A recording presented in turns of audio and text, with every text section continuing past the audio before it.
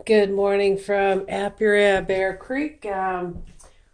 This morning we're going to go in and take a look at how all the pollen is actually at the very bottom of this frame.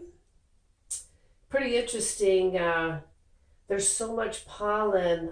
I didn't realize truly how much pollen my girls tend to bring to the table. So anyway, this is a frame that I brought over from my client's property. They had a flood, so unfortunately, my bees decided to swarm. Nevertheless, I am going to go in and process all the extra honey that was offered to me now, and also process all the different honeycomb.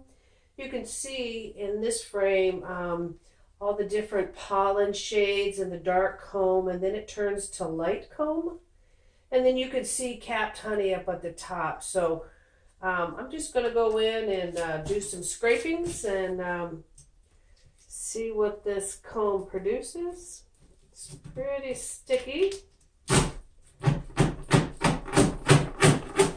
Look at all that pollen. So I got to be careful because I don't want to ruin the little honey that has been created on this frame.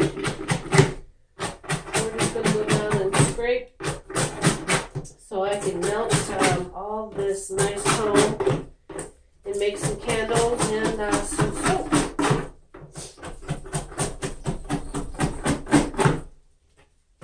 Just really interesting. I'll peel some off and I will show. Look at all that pollen at the very bottom. And this is what they base off of when they start to build the comb. They'll put pollen and then go in and create honey. So, which is a really good example. I'm glad to see that my client does have a lot of area for my honeybees to eat and produce. But yeah, that's a pretty clean cell that has it's a cut right cell. I like using the yellow because it does show me a lot more once it's scraped. I'm going to go ahead and grab another frame here.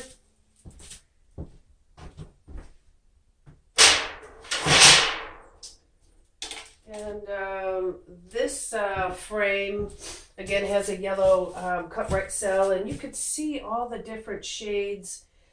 These are blueberry fields that I pulled my frames from. My client's got beautiful blueberries, so pretty interesting. But yeah, we're gonna, I think what I'm gonna do on this one, I am just gonna go ahead and just scrape it. There is a little bit of honey I see, but not too much, so I think I'm just going to go ahead and go in and scrape. Take all that nice comb.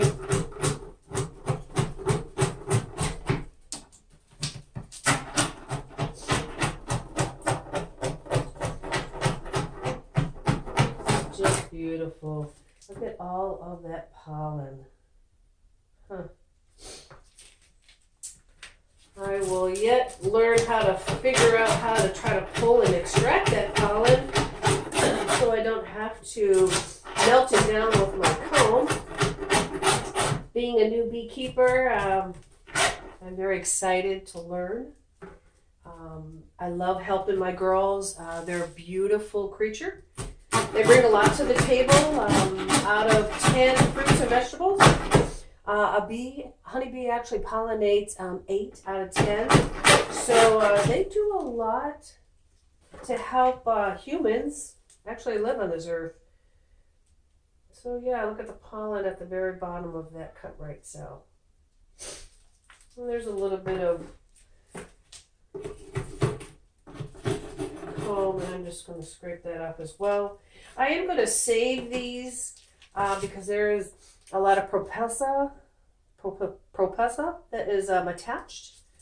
And from what I've been reading, people actually use that for a lot of different things.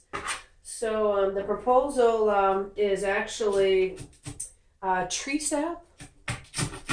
So let's just take this down. Let's see what we got on this side.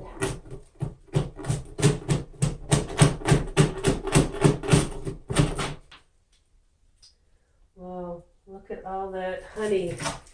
Again, it's just a little bit of honey that has been brought onto this frame and created, but there's more comb than honey, so I'm just going to drop it all into this area, and then I'm just going to melt it down and start making my candles.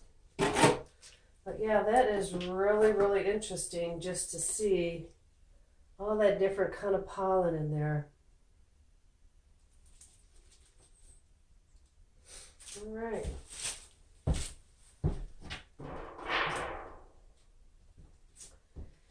So let's do this frame.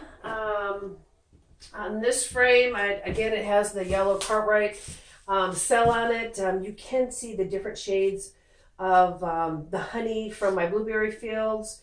A little bit of honey, capped honey there. This side, there's just more, actually, just honeycomb. So again, I'm going to go ahead and scrape all this off. And here we're going to get to a point where I'm going to start spinning honey today. So I will be back and we will spin up some honey. Talk to you soon.